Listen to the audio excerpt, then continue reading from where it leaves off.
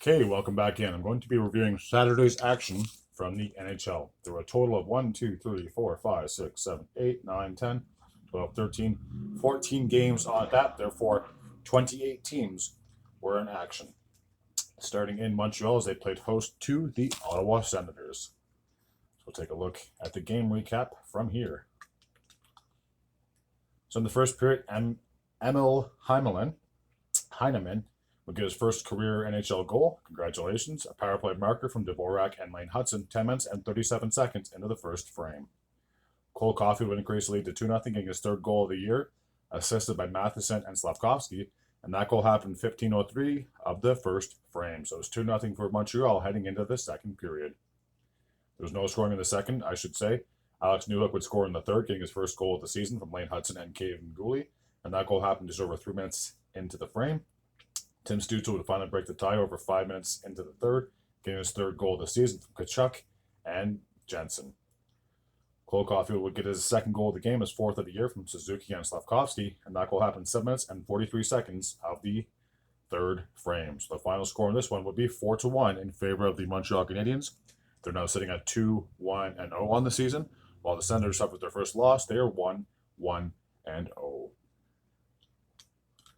The next game was supposed to take place in Tampa Bay, but due to the hurricane, the game was postponed until a later date. Now we'll take a look at the Bruins and the Los Angeles Kings. So there's no scoring in the first. Trevor Moore would get the Kings their first goal of the game, assisted by Deneau and Byfield, 5 minutes and 22 seconds of the second frame. Elias Lindholm would get his second goal of the season from Brad Marchand, and that goal happened with 3 minutes and 10 seconds remaining in the second. So heading into the third, we were all tied up at 1. There was no scoring in the third, so we had to go to overtime. David Pastrnak would get the game-winning goal, his third of the season from Lohrei and Poitras, if I pronounced either of those names correctly.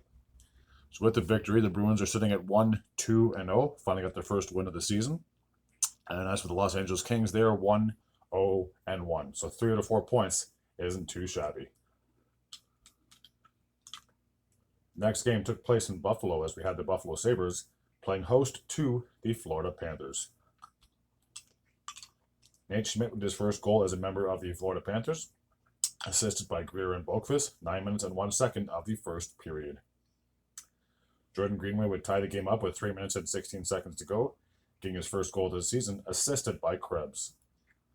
Tage Thompson would score less than a minute after that, getting his second goal of the year from Alex Tuck and Connor Clifton, I believe. And that goal happened 17 minutes, 27 seconds of the first, giving the Buffalo Sabres a 2-1 lead heading into the second period. Henry Haruju would get his first goal of the season from Rasmus Dahlin and Quinn, a minute and 34 seconds of the second frame, giving the Sabres a 3-1 lead. Matthias Samuelsson would increase the lead to 4-1, getting his first goal of the year from Zucker and Ryan McLeod, 16 minutes and 22 seconds of the second frame. Sam cut the deficit in half, getting his third goal of the year, a power play marker from Rodriguez and Reinhardt, and that goal happened with a minute and 18 seconds remaining in the second period. So heading into the third, the Sabres had a 4-2 lead. The lone goal in the third was by Alex Tuck, his second of the season, and that goal happened with a minute 12 seconds to go. So the Sabres would win 5-2. Be the final score. With the win, Buffalo got their first win of the season. They are 1-3-0, and after the loss, Florida Panthers are 1-2-0. Alrighty, now we're off to Toronto. We had the Maple Leafs playing host to the Pittsburgh Penguins. So in the first period, Chris Letang would get a power play goal, his first of the season, from Crosby and Malkin. Those guys have been together forever. It feels like it, honestly. 10 minutes and 58 seconds of the first frame. In the second period, William Nylander would get his first goal of the year, assisted by Max Domi, and that goal happened just under a minute in the second period. Matthew Knies would get his first goal of the season from Morgan Rielly and Mitch Marner, just over 2 minutes into the second period, giving the Leafs a 2-1 lead. In the third period, Mitch Marner would increase the lead to 3-1, getting his first goal of the season, unassisted, 2 minutes and 12 seconds of that same period. Rickard Rakell would get his first goal of the season, assisted by Malkin, 12.5 minutes into the third, making it 3-2. And then William Nylander would get an empty net goal his second game from Max Domi, and that goal happened with 22 seconds remaining. So the Leafs would win 4-2. With the win, Toronto sitting at 2-1-0 on the season, while the Penguins are 1-2-0.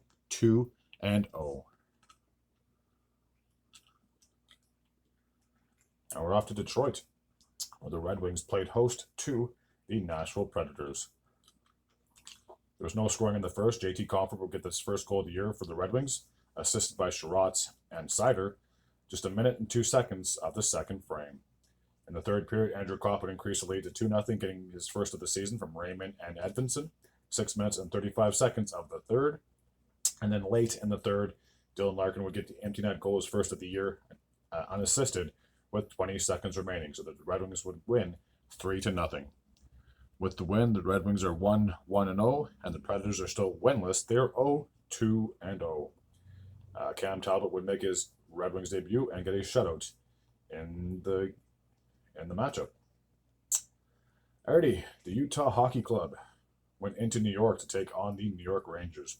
And who would have guessed a change of scenery would flip the script of how a team really truly is.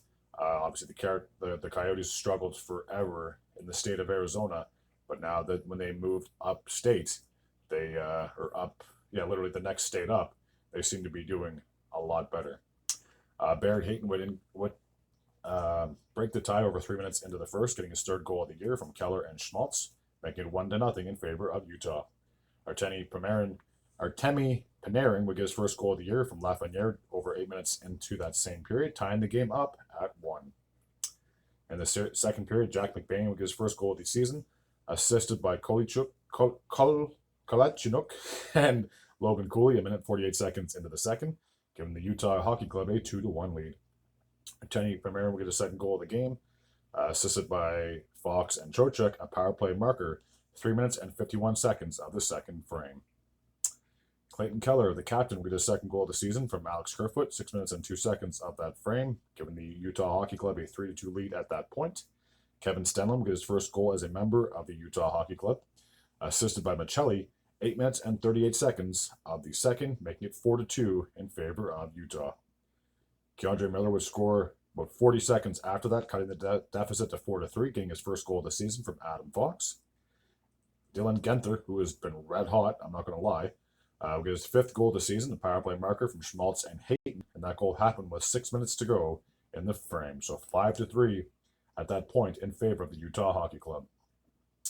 Braden Schneider would score with 2 minutes to go, getting his first goal of the season from Trouba and Cooley, making it 5-4 in favor of the Utah Hockey Club. So a lot of goals in the second period. Just one goal to report in the third, finally calmed down a little bit. Will Cooley would get his first goal of the season from Fox and Kako, and that goal happened 12 minutes and 56 seconds of the third, tying the game up at 5. We would need overtime to settle this one, and Captain Clayton Keller will get the game-winning goal unassisted with 4 minutes or so into the overtime frame. So the Utah Hockey Club almost blew a big lead, but they were able to withstand the pressure and come away with a big victory. So with that, they're still undefeated. They are 3-0-0 on the season. And after the loss, the Rangers are 1-0-1. Still 3 out of 4 points isn't too shabby. Alrighty, now we're off to the nation's capital as the Washington Capitals played their first game of the season against the New Jersey Devils. John Carlson got his first goal of the season, power play marker from Dubois and Strome. 10 minutes and 48 seconds of the first, putting the Capitals on the board. Seamus Casey got his second goal of the season from Bratt and Meyer, 13 minutes and 42 seconds of the first, tying the game up at 1. Paul Cotter would break the tie with just under 4 minutes to go. His third goal of the season from Nason and Holla, giving the Devils a 2-1 lead heading into the second period.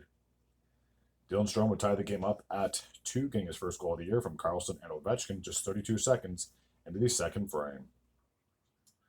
Tomas Tatar would get his first goal as a New Jersey Devil in his second tour, I guess you could say, with the Devils.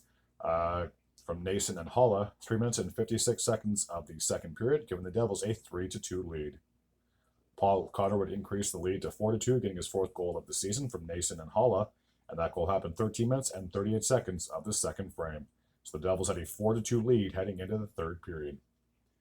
Tom Wilson would cut the deficit to 4-3, getting his first of the season from McMichael a minute 35 seconds into the third. And then Dawson Mercer would put this game on ice with just 8 seconds remaining, getting empty net goal, his first of the year from Tatar and Heischer. So the Devils would leave with a 5-3 victory. With the win, the Devils are sitting at 3-1-0 on the season, and the Capitals, with the first game of the year, they lost. They're 0-1-0. Alrighty, now we're off to Texas, where we have the Dallas Stars, and they played host to the New York Islanders. So Tyler Seguin would kick things off in the first, getting his first of the season from Marchment and Duchesne, just 7 minutes and 59 seconds of the first period. In the second period, Jamie Benn, the captain, would get his first goal of the year from Wyatt Johnston, 10 minutes and 58 seconds of the second frame.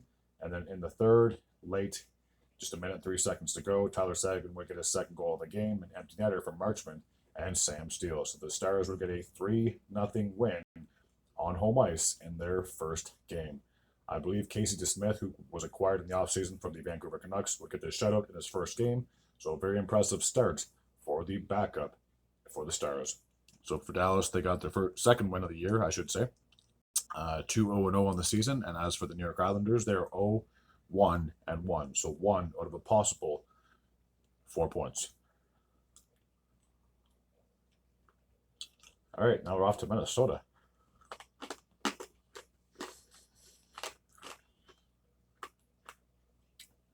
So in the first period, Matt Zuccarello would get his second goal of the season from Kaprizov and Rossi, 9 minutes and 22 seconds of the frame, putting the Wild on the board first. They had a 1-0 lead heading into the second period. Matt Boldy would increase the lead to 2-0, getting his second goal of the season from Kaprizov and Zuccarello, just 1 minute and 6 seconds of the second, a power play goal as well. Jordan Eberle would get his first goal as captain for the Seattle Kraken, assisted by McBain and Brandon Montour, just 1 minute 46 seconds of this second frame, cutting the deficit to 2-1. Eberle would get his second goal of that period, a power play marker from Burakovsky and Vince Dunn, 8 minutes and 15 seconds of the same frame, tying the game up at 2. In the third period, Kirill Kaprizov would get his first goal of the season from Rossi and Faber, 1 minute and 41 seconds, giving the Wild a 3-2 lead at that point. Ty Cardle would tie the game up just 1 minute and 8 seconds after that, 1 minute and 6 seconds after that, getting his first goal of the year from Tanev and Gordy. So it was all tied up at 3 at that point. With just under 7.5 minutes to go, Ryan Hartman would get his first goal of the season from Boldy and Spurgeon, giving the Wild another lead, 4-3 at that point. And then with just about 3.5 minutes to go, Jared McCann would tie the game up, getting his first goal of the season from Evans and Burakovsky. So we would need overtime. Nothing would be settled. Jordan Eberle, big surprise, would get the game-winning goal in a shootout. So the Kraken would come away with a 5-4 win. With that, still sitting at 1-1-0 on the season, and after the shootout loss, the Minnesota Wild are 1-0-1.